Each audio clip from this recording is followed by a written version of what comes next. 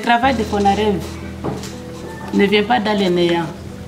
Les organisations avaient déjà commencé à faire ce travail, mais ce que FONAREV va ajouter, comme c'est une organisation de l'État, c'est la réparation. Puisque les autres travaillaient dans la prise en charge psychosociale, économique, juridique, médicale, mais ils n'entraient pas dans la réparation.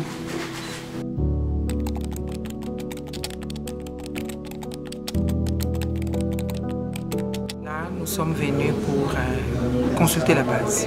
Le FONAREV travaille sur l'approche victimo-centrée, c'est-à-dire nous mettons l'accent sur les victimes. Nous ne pouvons rien faire sans la victime. Donc, et nous ne pouvons pas venir imposer des réparations aux victimes. Raison pour laquelle nous sommes venus à la base pour consulter les victimes, les associations d'aide aux victimes, la société civile et toutes les parties prenantes, les institutions étatiques pour améliorer notre politique nationale de réparation en faveur des victimes. Voilà.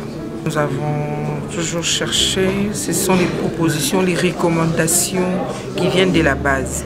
Et là, nous avons eu des recommandations et des victimes, et des associations d'aide aux victimes et de la société civile. Donc, toutes ces recommandations-là vont nous aider à bien peaufiner notre politique de réparation.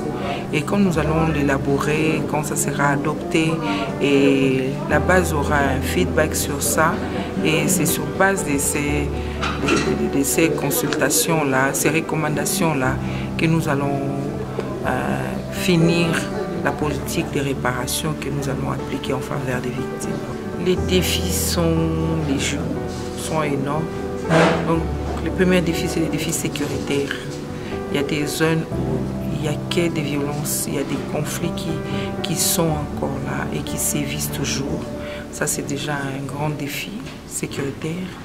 Et à part cela, nous avons aussi un autre défi, c'est la dimension du pays. Donc, nous voyons les nombres. Et notre défi, c'est les nombres de victimes.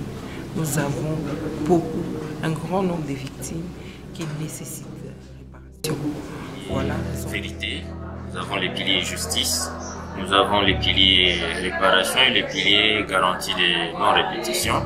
Mais dans le cadre de FONAREV, c'est seulement les piliers réparation sur lesquels le gouvernement a mis un peu plus d'attention.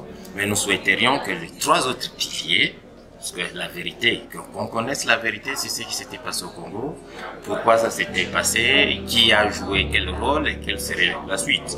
Parce que la vérité nous permet de nous mettre réellement sur le terrain de la réconciliation, la consolidation aussi de la paix, parce que nous cherchons tous la paix. La justice aussi, c'est pareil, parce que la justice facilite les réparations. Et aussi les garanties de non-répétition, c'est que l'État doit mettre en place des stratégies, des politiques, des lois qui garantissent que tout ce qui s'était passé ne revienne plus. Et c'est ça ce qui serait aussi très important. Et nous aurions bien voulu savoir ce que l'État est en train de prévoir. Et nous aurions bien voulu que ces processus aussi avancent, que cette politique soit une réalité, qu'elle soit mise en place, qu'elle soit bien accompagnée, que les chambres mixtes spécialisées aussi pour réprimer les auteurs des crimes que nous décrions soient aussi mis en place. Et je pense que c'est comme cela qu'on aura tout un paquet de 4 piliers fonctionnels